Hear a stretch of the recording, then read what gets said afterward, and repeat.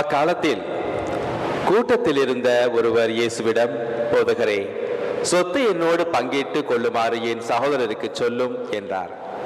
அவர் அந்த ஆளை நோக்கி, என்னை உங்களுக்கு நடுவராகவோ பாகம் பிரிப்பவராகவோ அமர்த்தியவர் யார் என்று கேட்டார்.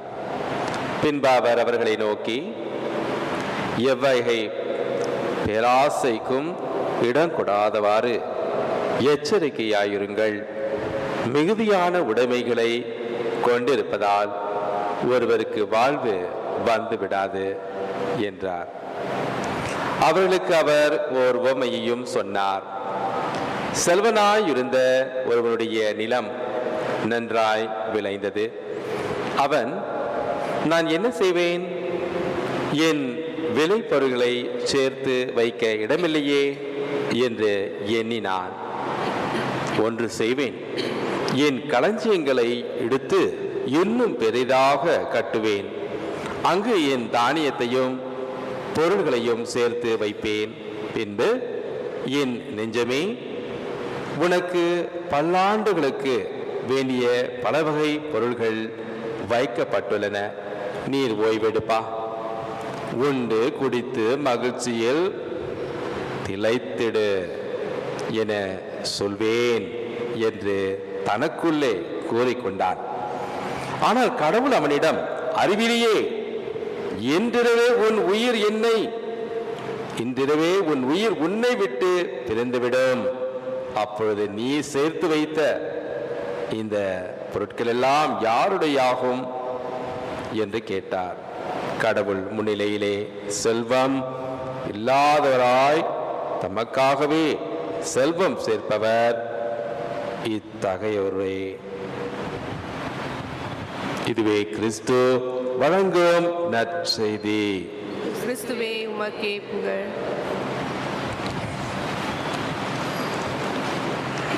அன்பு இறைமக்களே, நம்முடைய வாழ்க்கையிலே மனதில் இருக்கும் ஆசைகளுக்கு முடியாதுன்னு சொல்ல முடியாது நம்மளால. நெஞ்சே உன் ஆசை என்ன? நீ நினைத்தால் ஆகாதது என்ன? ஆசை என்பது அவசியம். எல்லாருடைய நெஞ்சத்திலும் இருக்கும், நிறைஞ்சு இருக்கும். ஏதாவது ஒன்று அடைந்து தீர்த்தா, செய்து தீர்த்தா, பெற்று அடைந்து கொண்டா, அப்பதான் நமக்கு ஆசை தீரும். இல்லைனாக்கா ஊஞ்சல் ஆடிக்கொண்டு இருக்கும் அந்த மனசு. நம்மளிலே பல பேருக்கு பல மாதிரியான ஆசை, ஆனா ஒண்ணுதான் எல்லாருக்கும் நல்ல ஆசை. என்னன்னாக்கா, நல்ல ஆசிரியை பெற வேண்டும், வாழ்க்கை நல்ல வாழ வேண்டும், நல்ல ஆசிரியை பெற்று வாழணும், இந்த ஆசிரியை அள்ளி கொள்ளணும், அடைந்து இருக்கணும்னு எல்லோரும் ஆசைப்படுறோம்.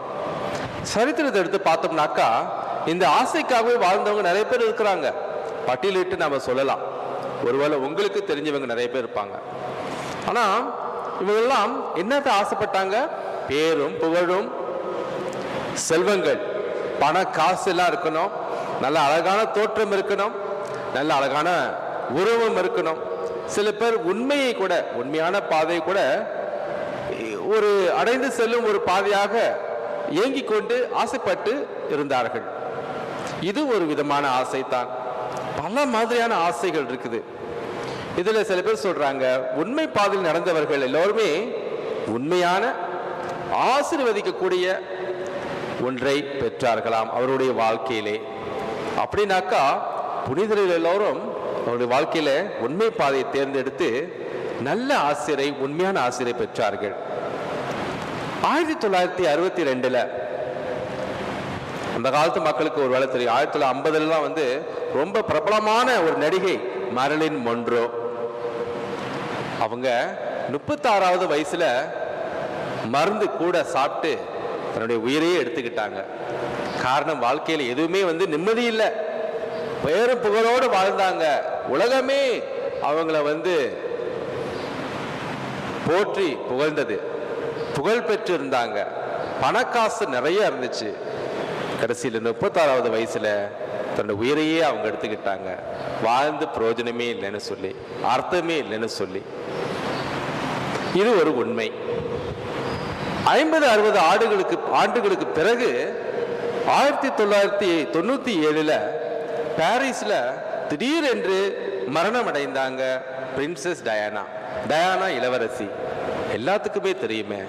டயானா இளவரசின்னு சொன்னாக்கா எல்லாம் சின்ன பிள்ளையிலேருந்து பெரியவங்க வரைக்கும் எல்லாரும் ஆசைப்படுவாங்க.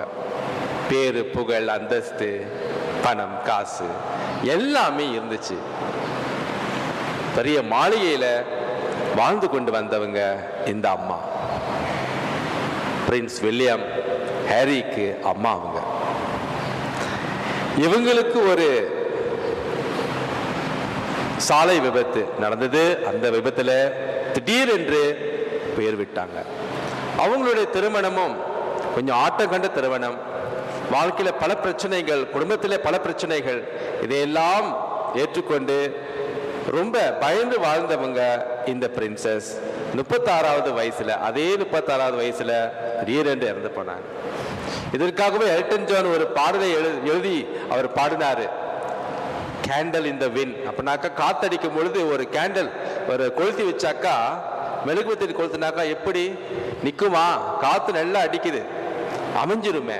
அதே போல இவ்வளவு சின்ன வயசா இருக்கிறவங்க எல்லாம் வந்து திடீர்னு காத்தடிச்சு அமீர மாதிரி வாழ்க்கையின் உயிர், வாழ்க்கையின் ஒளி அப்படியே காணா போச்ச, இந்த இருக்குது காணா போச்ச அப்படின்னு சொல்லி அந்த பாடலை பாடினாராம்.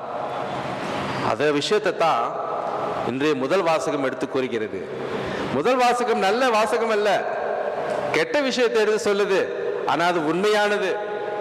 உங்களுக்கும் எனக்கும் வாழ்க்கையிலே நாம் கேட்டு கவனமாக நடப்பதற்கு நல்ல பாதையை சொல்லிக் கொடுக்கும் இந்த வார்த்தை. ஒருவேளை கேட்கும் பொழுது பயமா இருக்கும். வீண், எல்லாமே வீண். இன்னைக்கு இருக்கும், இன்னைக்கு பார்ப்ப, நாளைக்கு இருக்காது. உன் உயிர் உன்னை எப்ப விட்டு போவோன்னு யாராலும் சொல்ல முடியாது. வீண், அனைத்துமே வீண். ஆகவே மறைந்து போகும், ஒழிந்து போகும், இருக்க முடியாத ஒன்றை தேடாதே. விண்ணுலகிலே, சொர்க்கத்திலே உன்னுடைய ஆசையை, உன்னுடைய சொத்தை சேற்றுவை என்று புனித பவுல் சொல்லுகின்றார். இறைமக்களே, உங்களை நான் நற்செய்திக்கு எடுத்து செல்கின்றேன். இந்த நற்செய்தியில ஒரு இளைஞன் வந்து கேட்கிறான், ஆண்டவரே எனக்கு நீங்க உதவி செய்யணும், சொத்தை பிரிங்கன்னு சொல்லி சகோதரன் வந்து கேட்கிறான். இந்த கவலையான விஷயத்தை நீங்க தான் திருத்தி வைக்கணும். ஏன்னா ஒரு யூத குலத்துல வந்து சொத்தை பிரிக்க முடியாது, பிரிக்கிறதுக்கு யாராலையுமே முடியாது. அப்பா உயிரோடு இருக்கும் பொழுது பிள்ளைகள் சொத்தை பிரிக்க முடியாது. மூத்தவன் தான் வந்து எல்லாத்தையும் பார்க்கணும், அப்படி அப்பா இல்லைன்னு சொன்னாக்கா. ஆனா 2 பேர் இருக்கும் பொழுது பிளவுபட்டு வாழ அவர்கள் ஆசைப்படுறாங்க. ஆசை பாருங்க சொத்துல தான் இருக்குது. சொத்தை பிரிக்க அவன் வந்து கேட்கும் பொழுது ஆண்டவர் என்ன சொல்கின்றார்? அதனை அவர் பொருட்படுத்தவில்லை. அதை விட்டுவிட்டு அவனுடைய மனதில் இருக்கும் ஒரு விஷயத்தை அவர் ஊடுருவி பார்த்தார். மானிடா, உன்னுடைய உள்ளத்திலே, உன்னுடைய நெஞ்சத்திலே, உன்னுடைய சிந்தனையிலே கடவுள் இருக்கின்றாரா என்பதனை நான் உனக்கு காட்டுகிறேன், வா வந்து கேள் என்று சொல்லி அவனுக்கு ஒரு உவமையை எடுத்து சொல்லுகின்றார். அவர் கூறுகின்றார், எல்லாத்தையும் சேர்த்து வைப்பது, சொத்தை சேர்த்து வச்சு பிரித்து அதில் வாழ்றது அவ்வளவு கெட்டிகாரத்தனம் அல்ல மானிடா. ஆகவே இறை மக்களே, சொத்து, சுகம், பணம், மணி இல்லைனாக்கா ஹனி இல்லை, நோ மணி நோ ஹனிடா பாட்டும் நிறைய சொல்லியிருக்கிறாங்க. பணத்தை பத்தி நிறைய பாட்டம் இருக்குது.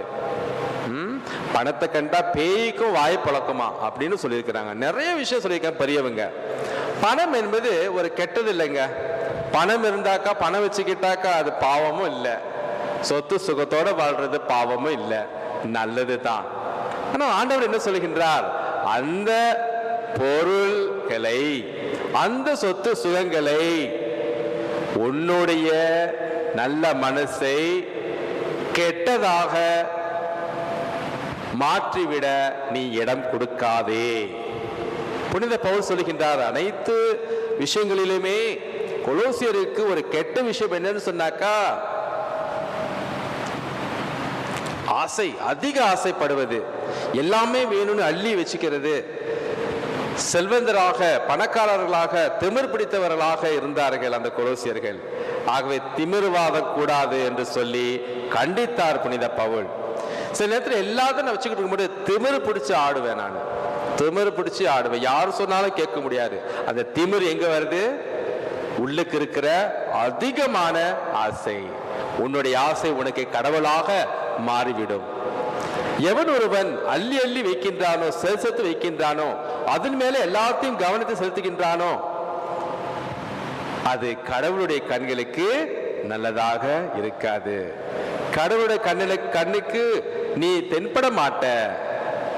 ஆகவே இறைமக்கள் இயேசு கூறுகின்றார், ஒவ்வொரு சீடர்களும் சொல்லுகின்றார், இங்கு கேட்டுக்கொண்டிருக்கும் நமக்கும் அவர் கூறுகின்றார், உன்னுடைய கண்களை, உன்னுடைய செவிகளை, உன்னுடைய மனதை எல்லாம் இறை அரசின் மேல், கடவுளுடைய விஷயங்களின் மேலே எடுத்து வை.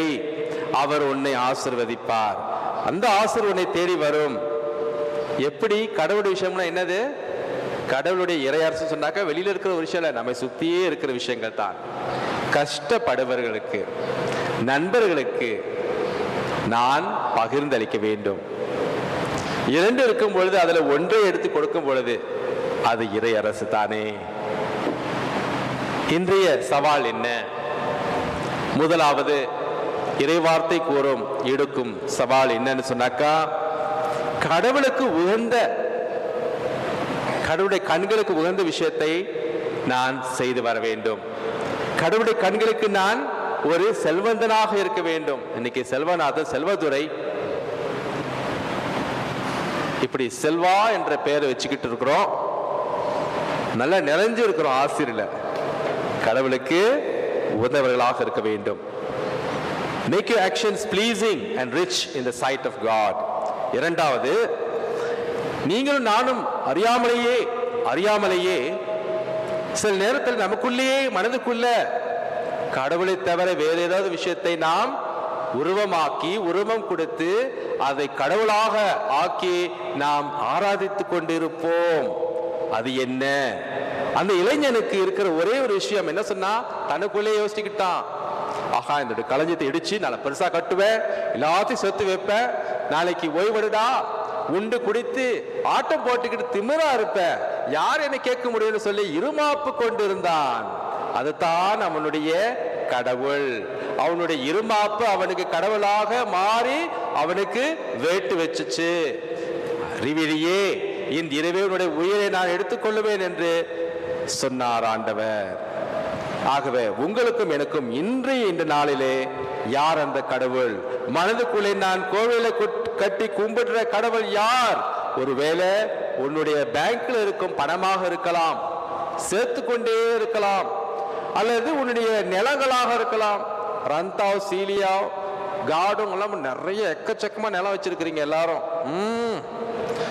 நிலத்தினாலேயே குடும்பங்கள் குட்டிச்சவரா பிரிஞ்சு போகுது. இன்னைக்கு நடக்குது பாருங்களேன்.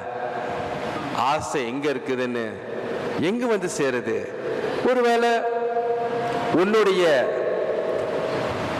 படிச்ச திமிராக கூட இருக்கலாம். சில பேர் படிச்சது ரொம்ப சொல்லி இருமாப்போடு இருப்பாங்க, அதுவும் ஒரு கடவுள் தான். சில நேரத்துல உடலை காக்கணும்னு சொல்லி நிறைய செலவழிச்சு உடலை நல்லா கட்டுக்கோப்பா வச்சிருக்கிறோம் பாருங்க. உடல் அழகா பார்த்துக்கிறோம், செல்ஃபி இங்கிட்டும் அங்கிட்டும் பூந்து எடுக்கிறோம். எல்லாம் அழகு, எல்லாம் வீண் தான். பியூட்டி அழகுக்காக சிறை எல்லாம் நல்லா முடி எடுக்க, முடிக்கு போயிட்டு செலவு பண்றான். இங்க மூக்கு குத்துறான், மூக்கு குத்திலாம் போச்சு, இப்ப கண்ணு குத்து, வயிறு குத்து, எல்லாம் அங்கிங்க குத்திக்கிட்டு இருக்கிறாங்க. பச்சை குத்து கூட சேர்த்து தான். இது கூட ஒரு விதமான கடவுள் தான். வீட்டுக்கு போனீங்கன்னாக்கா மாத படம் கீழே பின்னாடி பார்த்தீங்கன்னா ஒரு தவக்கலை இருக்கும், அது பின்னாடி பார்த்தீங்கன்னாக்கா ஒரு எலுமிச்சக்காய் இருக்கும், இல்லைனாக்கா ஒரு வாளி நிறைய மஞ்சள் தண்ணி போட்டு வச்சிருப்பாங்க, காலு கழுவிட்டு வரணும் உள்ளுக்கேன்னு வாங்க. இதெல்லாம் கடவுள். ஆகவே சொன்ன நிறைய இருக்குது. கடவுள் உன்னுடைய உள்ளத்திலே இருக்க மாட்டார். உன்னுடைய கவனத்துடைய ஆசையெல்லாம் நீ வேற ஏதோ ஒரு விஷயத்துல வச்சிருக்கிற. மூன்றாவது விஷயம், நம்முடைய சவால், புனித பவுல் கூறுகின்றார், அனைத்தையும் தாண்டி சொர்க்கத்திலே உன்னுடைய கவனத்தை, உன்னுடைய ஆசையை வை. சொர்க்கலாவிய காரியங்களிலே உம்முடைய கவனத்தை வை. ஆகவே நீர் கடவுளை நேசிக்க வேண்டும், அண்டை அயலானையும் நேசிக்க வேண்டும். முக்கியமாக ஏழை எளியோருக்கு பகிர்ந்து கொடு, அள்ளி கொடு. இறை மக்களே, பிரின்சஸ் டயானா இளவரசி இறந்து போன அந்த கொடூரமான அந்த நேரத்தில் இதே உலகத்திலே ஏதோ ஒரு கோணத்தில் ஒரு இடத்துல ஒரு ஊரில் செல்வந்தராக பணக்காரியாக ஒருவர் இறந்தார். அழகு கொண்டிருந்தார், அவருடைய மனதில் அழகு கொண்டிருந்தார், செல்வந்தராக இருந்தார். உலகத்தில் இல்ல, சொர்க்கத்திலே. அவர் தான் அன்னை தெரேசா. அவங்களும் இறந்து போனாங்க. டயானா இளவரசிக்கு Elton John candle in the wind சொல்லி அந்த பாடலை, புகழ் பாடலை பாடினார். உலகமே பாடியது. அந்த பாடலை கேட்கும் பொழுது ஏதோ ஒரு கோணத்தில் கல்கட்டா என்ற ஏழைய நகரத்தில் ஏழைகளாம் சேர்ந்து இந்த அன்னைக்காக வேண்டிக் கொண்டார்கள், அவங்க ஒரு புனிதராக ஆகணும்னு சொல்லி. ஆனா ஏதோ ஒரு இடத்துல, ஒரு ஊர் ஓரத்துல ஒரு ஏழை கண்ணீரோடு பாடினார், மகிழ்ந்து பாடினார். அன்னையே, அன்னை தெரேசாவே, நீர் வாழியவே, நீர் வாழ்க, நீர் இன்று எங்களுக்கு புனிதரே, நீர் வாழ. ஆகவே இறை மக்களே, புனித பவுல் சொல்லுகின்ற வார்த்தையை எடுத்துக்கொள்ளுவோம், சிந்திப்போம், செயல்படுவோம். கடவுளுடைய விஷயங்களிலே நம்மளுடைய சிந்தனையை, சொல், மனம் அனைத்தையும் வைத்து சிந்திப்போம், செயல்படுவோம். ஆமீன்.